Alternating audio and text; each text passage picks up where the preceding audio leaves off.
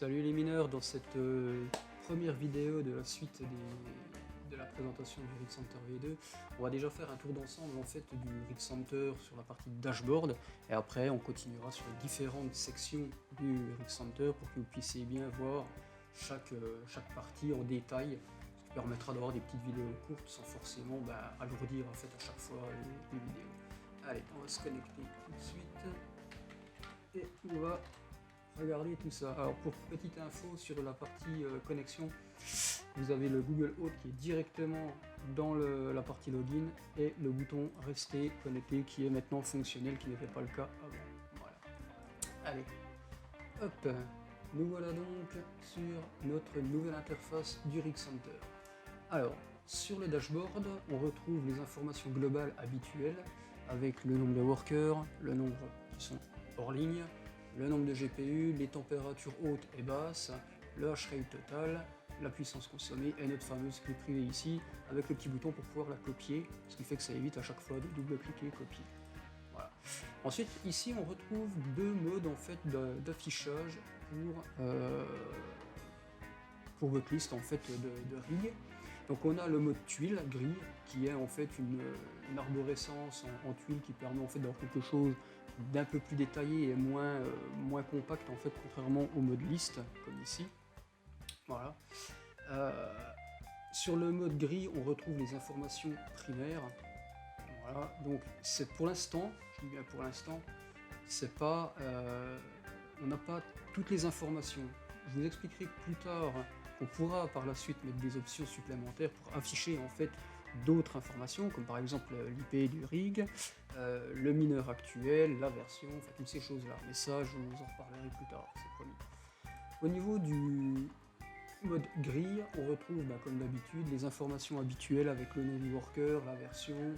On retrouve maintenant un petit logo qui permet de savoir tout de suite en un coup d'œil si c'est du rig Nvidia ou AMD. Son adresse IP, ça ne change pas. Le mineur, le hash, voilà. Ici, pour la partie température et ventilation, là ça se voit pas parce que j'ai que 6 GPU, mais au-delà de 6 GPU, en fait, vous avez 3 petits points qui apparaissent, et quand vous passez votre souris sur la température, vous avez toutes les autres températures qui s'affichent. Donc par exemple, si vous avez un rig de 10, eh bien, vous aurez un pop-up qui va apparaître avec les températures des 10 GPU. On retrouve les boutons qu'on avait déjà avant, mais sauf qu'ils étaient alignés, donc j'ai préféré les basculer dans un menu. Ici on peut directement redémarrer le rig ou le mineur. Ici on a toujours la mode de sélection pour le rig pour pouvoir faire des actions. Donc dans les actions on va retrouver démarrer le mineur, alors c'est démarrer ou redémarrer le mineur, hein, c'est exactement pareil. On va avoir stop mineur. Le reboot, éteindre le rig, ça change pas. Par contre on a une nouveauté, c'est mettre en veille le rig. Je vous présenterai ça plus tard, mais en gros vous allez pouvoir choisir en fait un temps de veille et au bout de ce temps votre rig redémarrera tout seul. À savoir qu'il faut que votre carte mère soit compatible et paramétrique pour que ça marche. Voilà, et on retrouve aussi la suppression du rig, ça change pas.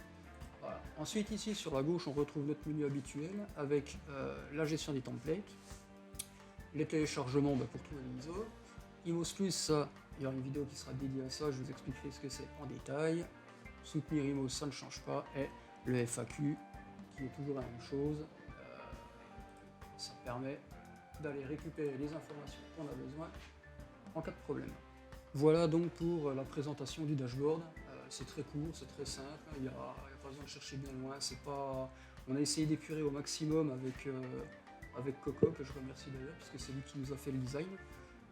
Vous pouvez aller voir ici si vous êtes intéressé par des designs, vous pouvez aller sur son site, vous le contactez de ma part, et puis voilà, il pourra vous faire des choses qui vous intéressent si vous avez besoin actuellement d'un design, application ou autre. Voilà. Allez, je vous laisse et je vous retrouve dans la prochaine vidéo.